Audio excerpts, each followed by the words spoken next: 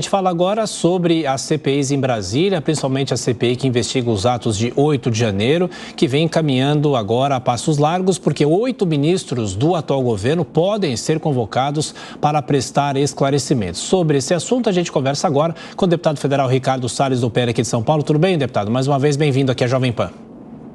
Bom dia, Thiago. Bom dia a todos. Bom, deputado, o senhor também é relator da CPI, na verdade, do MST, mas eu pergunto sobre a CPMI do dia 8. Em relação às convocações, o senhor acha que governistas devem ser chamados, mas também os governistas querem convocar outros integrantes ainda da gestão passada de Jair Bolsonaro. Qual que deve ser o consenso a partir dessa terça-feira com as reuniões da CPMI? Veja, é importante entender o contexto. O presidente da CPMI, o deputado Arthur Maia, é uma pessoa muito equilibrada, equidistante aos fatos e, portanto, ele coordena os trabalhos de maneira bastante equilibrada. A relatora, por sua vez, a senadora Elisiane Gama, ela é governista total, é colega, parceira, eu diria até uma espécie de cabo eleitoral do Flávio Dino. Portanto, ali na relatoria não há efetivamente essa equidistância que existe na presidência. Por outro lado, também no plenário da CPMI, a maioria é governista.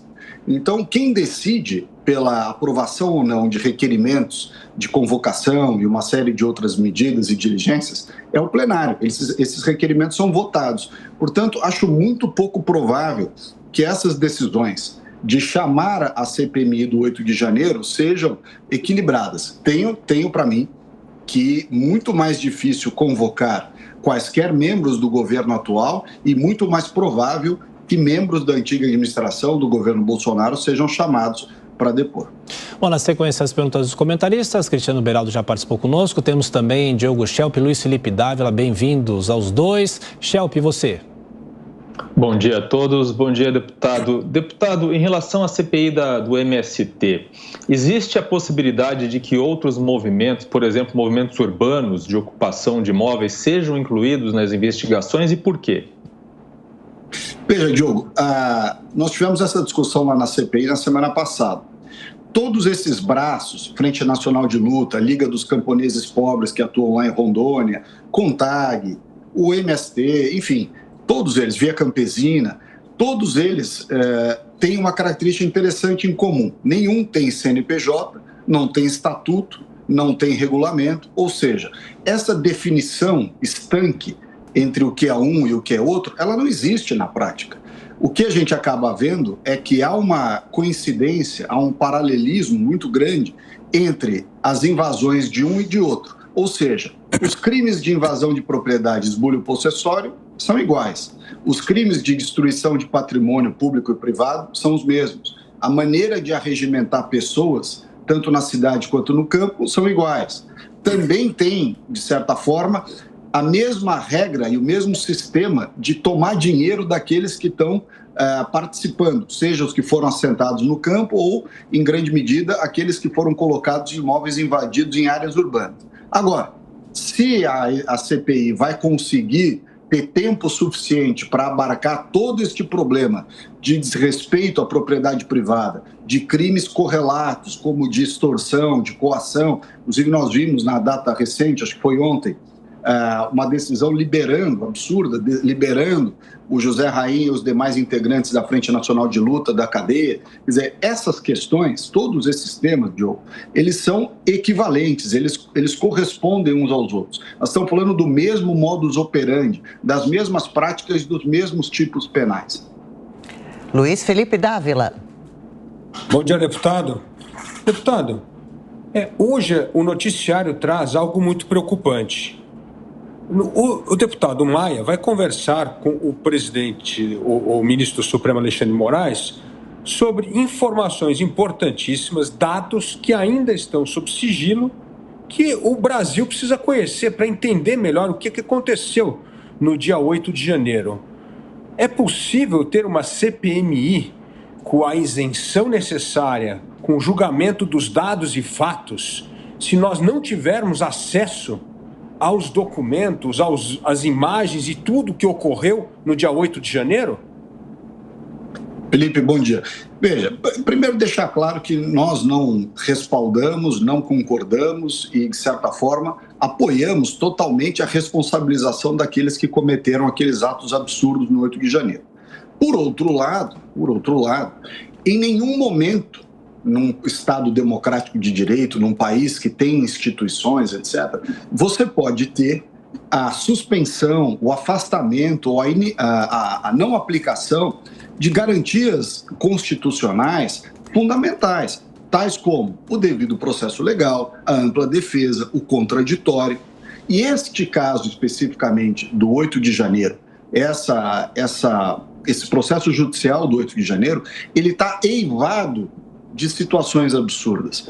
Veja que você tem denúncias coletivas das pessoas. Não existe isso no direito penal. Você tem que individualizar a conduta de cada um, até como meio de que haja a sua ampla defesa. Como é que uma pessoa se defende de algo que ela não sabe do que ela está sendo acusada, né? Da mesma forma, os documentos, as informações, todas essas informações já deviam ter sido tornadas públicas há muito tempo, né? Você tem ali uma série de suspensões de garantias individuais, até inclusive a de restrição à liberdade, que não se coadunam com o sistema democrático. O que nos deixa muito preocupados e, de certa forma, assustados, é que juristas de todos os matizes ideológicos que durante décadas defenderam essas garantias para toda e qualquer situação, inclusive para criminosos. Nós estamos falando aqui, citamos há pouco, o Diogo fez a pergunta, da CPI do MST, em que se invocou justamente essas garantias,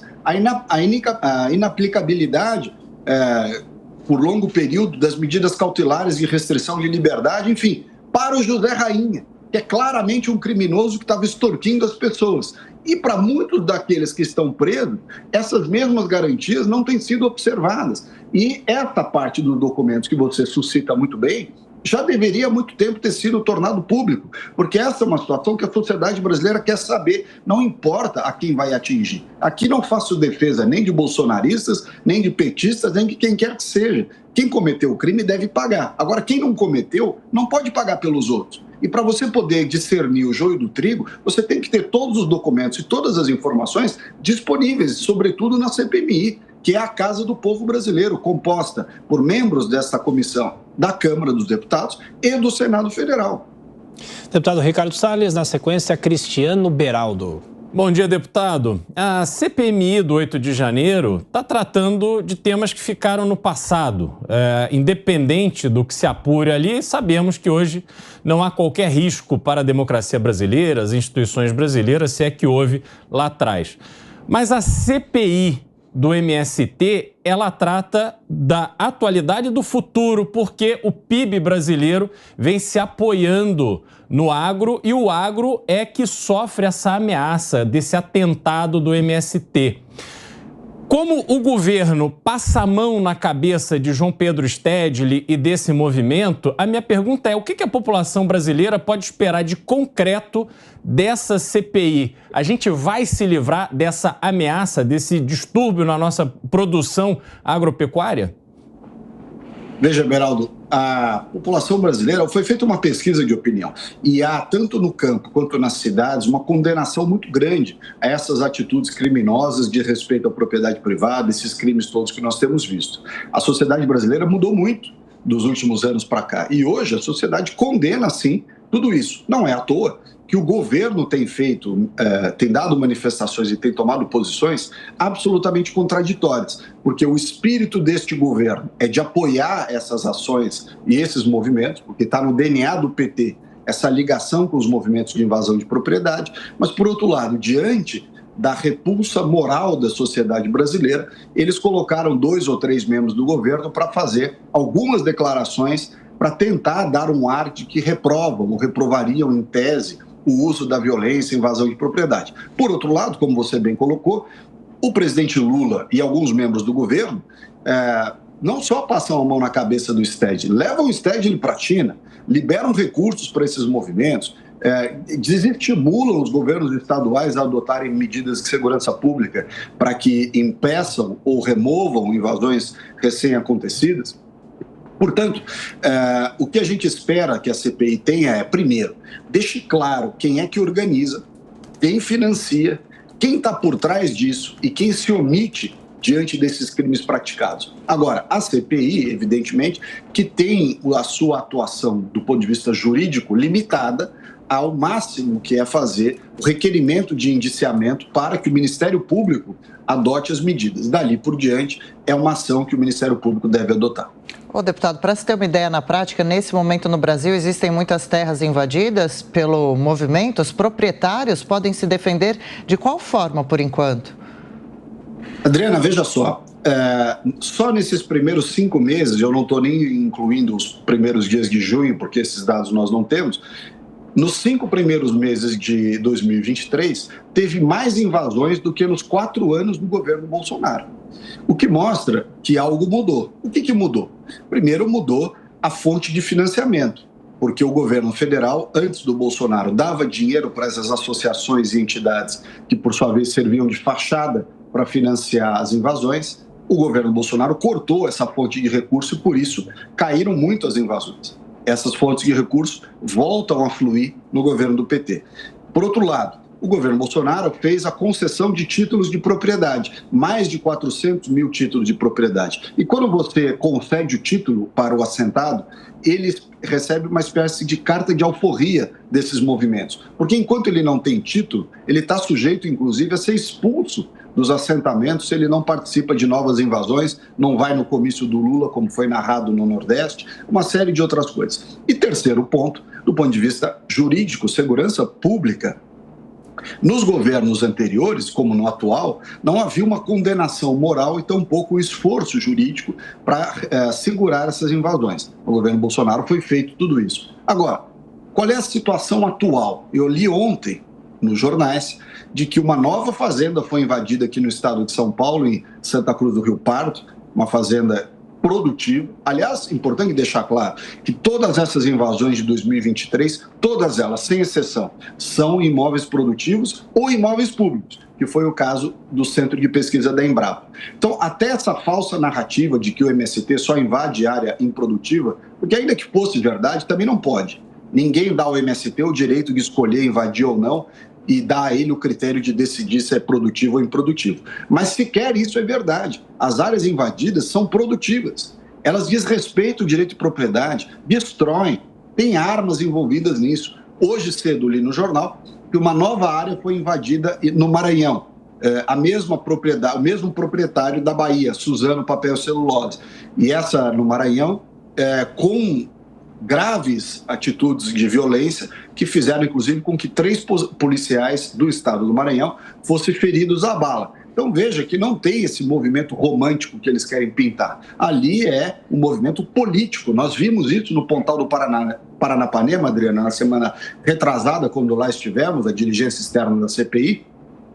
Nós entramos numa fazenda invadida em que o galpão de insumos, onde tinham máquinas, outrora havia máquinas agrícolas, sementes, implementos, foi transformado num centro de doutrinação ideológica, com cartazes do Karl Marx, do Lenin, do Che Guevara, bandeira dizendo luta pelo socialismo. Quer dizer, veja que não há nada de produção agrícola, de famílias que querem acesso à terra. Isso é só narrativa. Na prática, é um grupo de arregimentação política e que utiliza, inclusive, muitos utilizam isso para vantagens econômicas indevidas. Não é à toa que o Zé Rainha e os seus comparsas estavam presos até ontem.